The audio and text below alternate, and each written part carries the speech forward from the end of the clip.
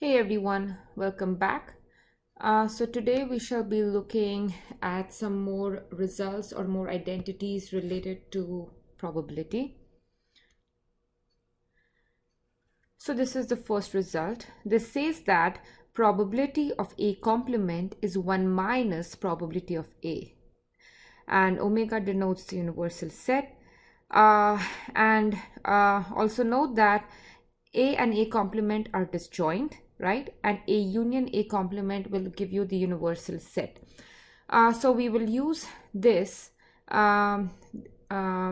two properties to prove the theorem. So we want to show this, right?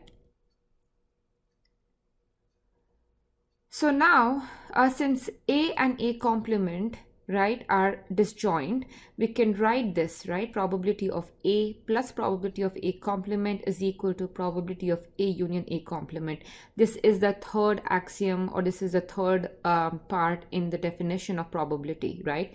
A and E complement are disjoint. Therefore, probability of their union is the sum of these probabilities.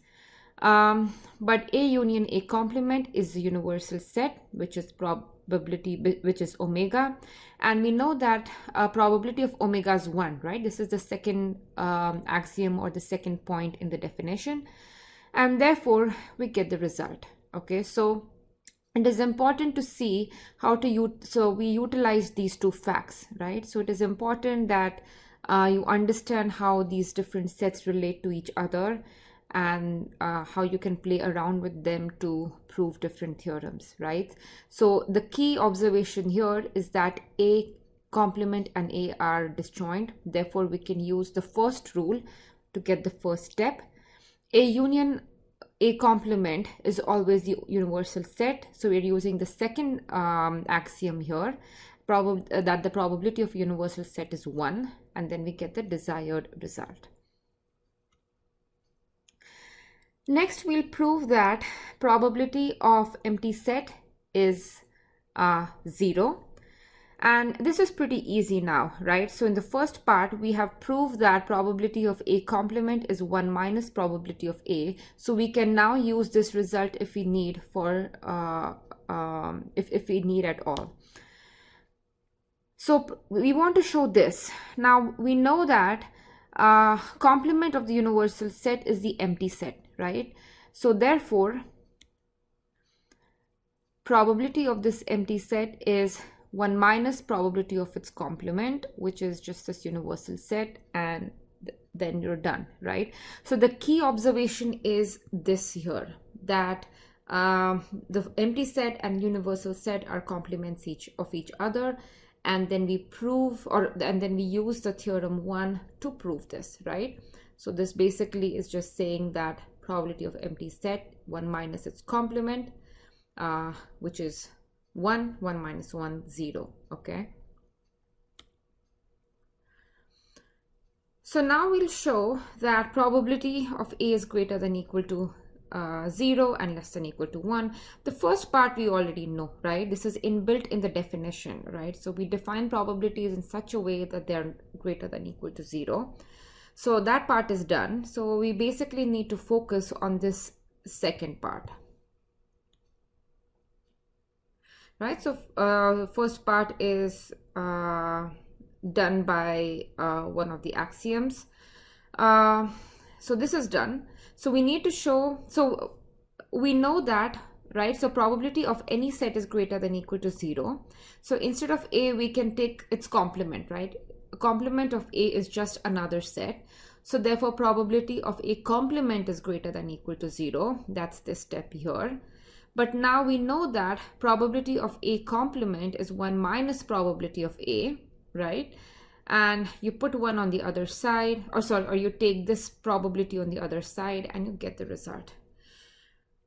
So again, the first part of this inequality we have from the definition, okay? Then for the second part, we use the fact that probability of A complement is 1 minus probability of A. That is what we're using. So just as A is any set, A complement is also just another set. Therefore, its probability is also greater than equal to 0.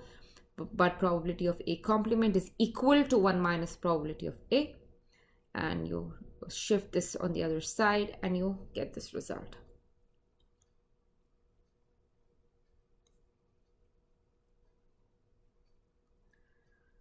So here is an example or a problem. So a boxcar has 6 complex electronic systems, and 2 of these 6 are randomly selected for testing it. And once you test them, they're classified as defective or non-defective, okay?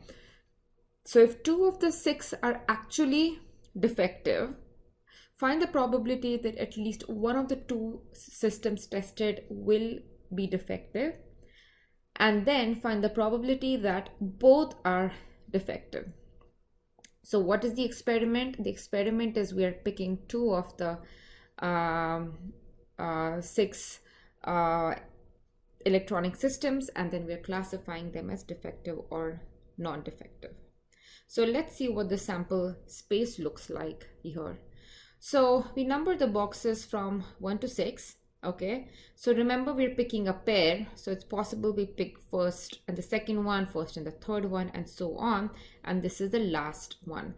So while you're listing out sample spaces, it's a good idea to write things sequentially. Okay, you don't have to follow the same sequence that I'm using, but following some kind of a sequential method will make sure that you don't miss out on some possibilities, right? So I start from 1, and then I list out all the pairs, then I pick the first element to be the second one, then I list out all the pairs, and so on. And you'll see that this has total of 15 items. Okay, now the problem says that we're drawing these items randomly, right? Therefore it's each of these possibilities are equally likely, right? So basically what I'm saying is that each of the sample points has probability 1 by 15. So whenever things are picked randomly, they get equal probabilities, right? So now let's see, in the first part, we wanted to find the probability that at least one of the 2 systems are defective. Let's call that as event A. So we want to find the probability of A. So here I have listed all of the possibilities. Okay, so I say that suppose the first 2 items are defective, right? Any 2 are defective, no harm in labeling them or in assuming that items number 1 and items number 2 are the defective ones.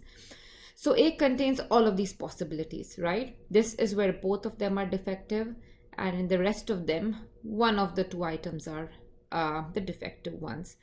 So A has 9 elements, therefore probability of A is 9 by 15, right? Total 15 elements, 9 in A, 9 by 15 is the probability. And in the second part, we wanted to find the probability that both are defective. So both are defective, basically that means that the set has to contain 1 and 2, right? That's the only possibility. So therefore the probability of B is 1 by 15. Right, so why are we summing these, right? Again, this is the last axiom, so all of these are disjoint sets. Probability of A is sum of all of these probabilities. Here is another problem. So a factory employs both male and female workers. The probability that a worker is chosen at random, that a male worker is chosen at random is 0.65. That the worker is married is 0.7. The worker is a married male. Married male means married and male, right? This is the intersection, is 0.47. Find the probability that a worker chosen at random is a married female. So first, let's summarize all of the information that is given here and see what it is that we need to find out, right? So first, let's translate this problem or these words into mathematical statements. So this is the given information. Probability that a worker is male is 0.65, married is 0.7. So remember, male married, that means married or married male is married and male, that's intersection is 0.47. And we need to find the probability of married females. That is probability that a person is married and is a female, right? This is what we need to find out. So this is all the given information, and somehow we need to find connections between this set and this given information. So one of the set identities is going to be useful here. So we're going to use this probability that a person is married can be split as, right, married and male or married and female. Where does this come from? So remember, if you have any set A, you can always split it up as, maybe I'll write it in terms of sets. Any set A can always be written as A intersection B union A intersection B complement. So this is something we have already studied. And these two sets are disjoint. Therefore, probability of A is probability of A intersection B plus A intersection B complement. So A is that the person is married and B is that the person is male. So we get this result here.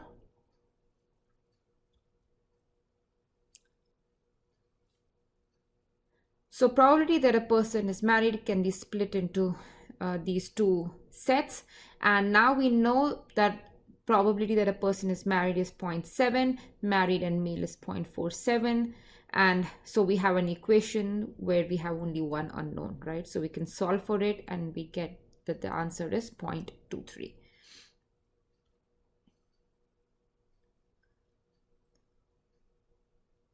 So here is another problem.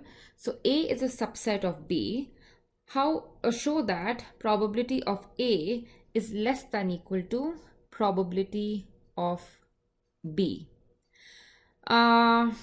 So let's see. So this is a universal set. This is A, this is B, right?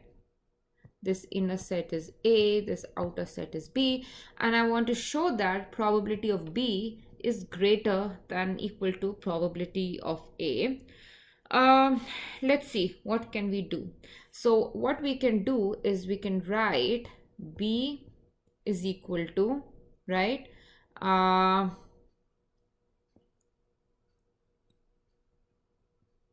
Let's see. So I'm going to split B as A union B intersection A complement.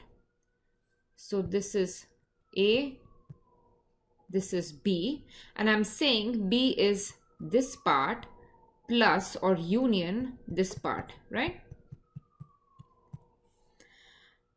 And both these parts are disjoint, so therefore probability of B is probability of A plus probability of this set.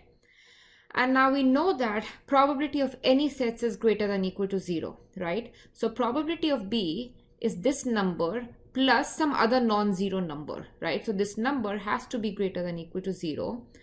So therefore probability of B is greater than probability of A, right? So to get this probability, we take this probability of A and add something to it. It could be 0. If this intersection is 0, that means both these probabilities are equal. In that case, we prove this part.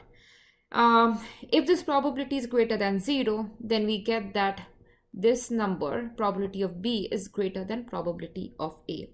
So in this proof, we are using the fact that probability of any set is greater than equal to 0. And this is something that we have proved before, so we can now use this result directly.